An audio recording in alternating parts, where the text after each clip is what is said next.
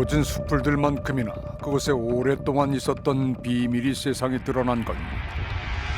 지난 2018년 1월 12일 야산에 잡목 제거 작업을 하던 굴착기 기사가 얕게 묻혀있던 가방을 발견했는데 그 안에 쌀포대와 보자기에 쌓인 백골 한 구와 머리카락이 담겨 있었습니다. 평범하다고 볼 수 없는 기이한 형태로 매장된 백골. 6년이 넘도록 풀리지 않는 비밀로 미제 사건 수사팀에 표류 중입니다. 아직까지 확인되지 않고 있다는 백골 변사자의 신원.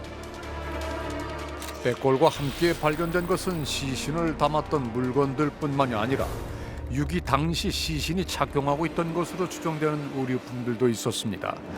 스웨터와 긴팔 티 등 상의 2점과 청바지로 추정되는 하의 1점, 여성용 속옷 2점도 발견됐습니다. 치아 조직인 사기질이 달아있는 정도로 봐 백골 변사자의 연령은 30대 중반 정도로 추정되고 치과 치료를 한 번도 받은 적이 없는 것으로 확인되는 백골. 치아뿐만이 아니라 전신뼈를 통해서 다른 정보들도 확인됐습니다. 크기가 이렇게 넓은 상태이기 때문에 큰 공룡뱀이 크기 때문에 여성의 특징을 봤다는 거고, 넙다리뼈를 이용해서 키 추정을 했고 이제 이런 식으로 이제 길이를 재는 거죠. 넙다리뼈의 길이를 이용한 공식으로 154cm에서 162cm 사이의 신장이었던 걸로 추정되는 30대 중반의 여성. 그렇다면 그녀는 얼마나 오랫동안 야산에 묻혀있던 걸까? 포대가 생산 연도가 1998년입니다. 사람을 죽이고 그 포대 안에 있었기 때문에 98년 이후로 발생한 것으로 바뀝니다. 백골화 상태로 봐서 1998년부터 2010년 사이에 일어난 사건으로 좁혀질 수가 있습니다. 백골 시신이 담겨있던 쌀 포대에 적힌 생산 번호를 통해 1998년 1월에 생산되었다는 사실을 확인한 경찰. 1998년에서 2010년 사이 변을 당해 유기됐다가 2018년 1월에야 발견된 30대 중반의 여성. 그녀의 이름은 무엇이고 그녀를 그곳에 묻은 범인은 누구일까? 길게는 20년의 세월 동안 땅속에 묻혀 있었던 것으로 추정되는 여성의 유류품들이 다시 세상에 나왔습니다. 본래의 색깔도 모양도 시간에 덮여버린 8개의 유류품들. 면 대부분이 부식되어 형체를 알아볼 수 없는 여성의 하의, 지퍼 부위에 남아있는 데님 소재로 청바지임을 확인했다고 합니다. 여성이 입었던 바지의 특이점은 허리 안쪽에 영어 알파벳 SK라고 적힌 라벨이 붙어있다는 점입니다. 이 제품명은 비고 80B로 확인되는데요. 생산 연도는 1999년 이전 제품입니다. 청바지 다음으로 확인된 유류품은 여성용 속옷으로 라벨에는 브랜드명과 80B라는 사이즈가 적혀 있습니다. 이 맨티에 스웨터를 입었다는 것은 늦 가을이나 아니면 이른 봄에 사망 시기를 약간 추정할 수 있습니다. 유류품으로 확인할 수 있는 또 다른 정황들은 무엇이 있을까? 특징적인 점이 피해자의 양말이나 신발이 발견되지 않은 점인데요. 양말을 제외하고 모든 의류를 착용하고 있거든요. 상하의 속옷까지 모두. 그래서 신고 있었던 양말을 범인이 굳이 벗겼을 가능성은 낮다라고 생각이 들기 때문에 실내에서 범행이 발생했을 가능성이 높다라고 생각이 됩니다. 대부분의 의류를 착용하고 있었지만은 양말은 신고 있지 않았던 여성. 스웨터를 입어야 할 만큼 추웠을 날씨에 맨발이어도 괜찮은 실내에서 살해당한 것으로 보인다는 겁니다. 게다가 피해자의 일상적인 공간에서 사망에 이르게 된 것으로 보이는데요. 이런 점을 살펴봤을 때 사실 가해자와 피해자의 관계는 면식범, 그중에서도 굉장히 친밀하고 가까운 관계. 양말을 벗고 있었던 장소는 피해자의 일상적인 공간이거나 익숙한 장소였을 가능성이 큰데, 그렇다면 그런 공간에 함께 있을 수 있는 사람은 평소 알고 지내던 사람일 수도 있다는 추정. 그렇다면 범인들이 시신을 유기하는 데 사용한 가방, 쌀포대, 보자기에서 단서를 얻을 수는 없을까? 다행히 범인이 남겼을지도 모를 뜻밖의 단서가 있었습니다. 시체를 쌓은 보자기에 DNA가 세 점이 검출이 되었고 시신을 싸고 있었던 보자기에서 서로 다른 3명의 DNA가 검출됐다는 겁니다. 남성의 DNA 2개와 여성의 DNA 1개. 저 보자기는 20년 동안 흙 속에 있었던 거기 때문에 단순 접촉 가지고 그렇게 검출되기는 좀 어렵다고 생각이 되고 매듭을 질 정도로 힘을 줘서 풀리지 않도록 꽉 묶다 보면 이 손바닥에 있는 피부 세포가 거기에 이제 붙게 되는 거고요. 길게는 20년 동안 땅속에 묻혀 있었기 때문에 보자기를 가볍게 만진 정도로는 검출되지 않았을 DNA. 공교롭게도 3개의 DNA는 시신을 싸기 위해 지어진 2개의 매듭 부위에서 집중적으로 검출됐습니다. 기존에 보유하고 있던 DNA와 매칭을 해보니 한 점의 신원이 파악이 되었습니다. 3개의 DNA 중 남성의 DNA 하나가 대검찰청에 보관 중인 DNA와 일치해 신원을 확인했다는 겁니다. 그런데 뭐 어떤 경위로 이렇게 사망하는 바람에 지금 이렇게 답보 상태에 있습니다. 시골 출신으로 농사 실력이 좋았다는 김 씨는 경기도의 한 공장 숙직실에서 홀로 지내다가 변을 당한 것으로 보입니다. 화재 사고가 난 겁니다. 생전에 그는 어떤 사람이었을까? 할머니들하고 저녁에 지내려고 뭐 같은 거 갖다 주고 이랬는데요. 할머니들이 안 먹었나 봐요, 갖다 주는 거. 그거 다 엎어버리고. 그리고 뭘 들고 내려와서 할머니 보고 막 위협을 했대요. 한 이웃이 기억하는 그날의 사건은 김 씨의 DNA가 대검찰청에 보관된 계기가 되기도 했습니다. 피고인은 2016년 6월 26일 피해자 A, 피해자 B의 집 앞에서 발로 문을 차며 고성을 지르다 미리 준비한 과도를 들고 피해자 A를 찌르려다 이마로 피해자 B의 얼굴을 들이받고 피해자 A의 오른팔을 잡아 비틀었다. 이웃에 사는 할머니에게 과도를 들고 찾아가 특수폭행을 저질러 징역 6개월의 집행유예 2년을 선고받은 겁니다. 분노를 조절하는 것에 몹시 취약했다는 김 씨. 그의 DNA가 백골 여성의 시신을 싼 보자기에 묻어 있었던 이유는 뭘까? 유류품을 통해 확인할 수 있었던 유일한 인물이 김 씨였던 만큼 경찰은 김 씨와 사건의 연관성에 대해 끈질기게 수사했다고 합니다.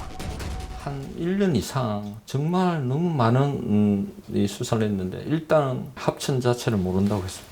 묻는 말에 무조건 모른다고 이렇게 해가지고 결론적으로 그 용의자 주변에 있었던 여자들이 실종되었거나 아니면 합천하고 뭐 관련된 그런 것이 안 나왔기 때문에 사실은 줄곧 경기도에서만 살아왔으며 경상남도 합천에는 가본 적도 없다고 했다는 김 씨. 그렇다면 그의 DNA가 그것에서 발견된 이유는 뭘까? 시신이 묻혀있던 야산은 마을 주민의 발길조차 드문 곳으로 그곳에 가기 위해서는 마을 밭을 가로질러 오르는 1번 경로와 주택가 뒤편 대나무 숲길을 통해 오르는 2번 경로 둘 중 하나를 이용해야 한다고 합니다. 그렇다면 범행 당시 700m 끝 지점에 깊은 야산을 선택하는 것이 합리적이었을 텐데 범인은 약 200m만을 이동한 애매한 중간 위치에 멈춰서 올라야 하는 야산을 유기 장소로 택했다는 겁니다. 유기는 혼자서는 거의 불가능해 보입니다. 최소한 2명 이상의 공범에 의해서 행해진 협력 작업이다. 그 중에 한 명이라도 본연적 본질적 지리감을 이 장소에 대해서 가지고 있을 것이다 라고 봐야 한다고 저는 봅니다. 사망 직후 유기가 이루어졌다는 전제하에 스웨터를 입어야 할 계절, 딱딱하게 굳었을 땅을 70cm나 파서 시신을 유기한 점도 전문가의 공범 가능성을 뒷받침합니다. 게다가 여기는 이 끝부분이 바깥으로 튀어나와 있잖아요. 예. 그리고 여기는 끝부분이 그 시작 부분하고 이렇게 같은 방향으로 벌어져 있죠. 전혀 다른 매듭이죠. 시신을 싼 보자기에 지어져 있던 매듭 2개가 각각 다른 모양의 매듭이라는 겁니다. 각기 다른 사람에 의해서 매듭 지어졌을 수도 있을까요? 이 상태만으로 그거를 특정하기는 어려울 것 같습니다. 좀 옛날 사람일 수도 있겠어요. 우리 어머니들 보면은 보따리를 다 이렇게 묶거든요. 안 풀리게. 오랜 시간 부식된 보자기에서 가까스로 검출된 DNA인 만큼 DNA에서 추가 정보를 얻기 힘든 상황이기도 하지만 나머지 DNA 신원을 확인하더라도 문제가 남아 있습니다. DNA가 일치됐을 때 부인하는 경우 많이 있어요. 이 신원 확인이 우선이다. 이거 누군지 알아야 수사를 할 거 아니에요. 백골의 여성이 누구인지를 확인하는 것에서 다시 시작해봐야 할 때입니다. 그녀의 두개골 사진이 아직 남아있기 때문입니다. 2016년 국립과학수사연구원에서 처음 실시됐다는 뼈를 이용한 얼굴 복원. 지금까지 100명이 넘는 신원 불상자의 얼굴 복원이 이뤄졌고 그중 4건이 복원된 얼굴을 통해 신원을 확인하는 데 성공했다고 합니다.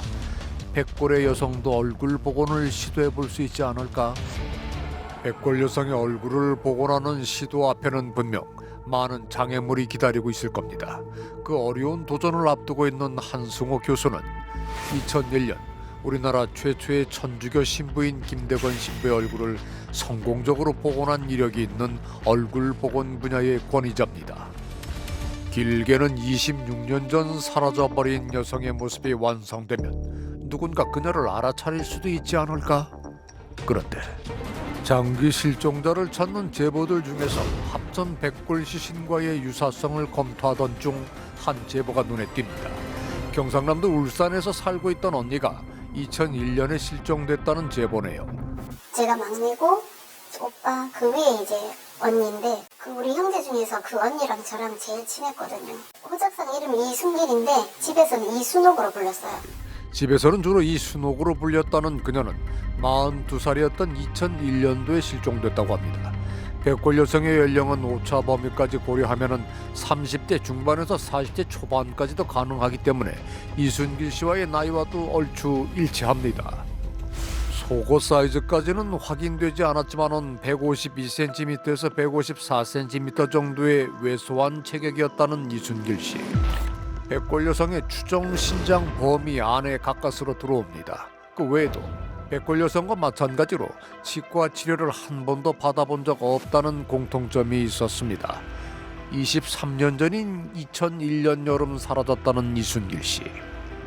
그녀의 안위가 더욱 걱정됐던 이유는 그녀가 가장 기본적인 소지품조차 챙기지 않은 채 실종됐기 때문입니다.